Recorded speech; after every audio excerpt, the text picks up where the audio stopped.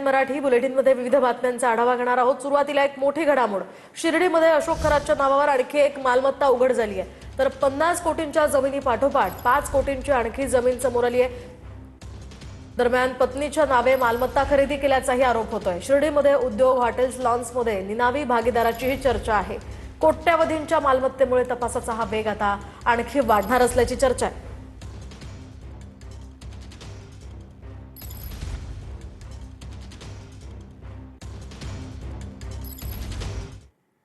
राजकीय आकसापोटी राजीनाम्याची ही मागणी होत असते असं पंकज भोयर यांनी म्हटलंय। तरीही या प्रकरणाशी संबंधित असलेल्यांवर कारवाई होईल। भोंदूबाबा खरात ज्या काही तक्रारी असतील त्यावर कारवाई होईल असं पंकज भोयर यांनी म्हटलंय।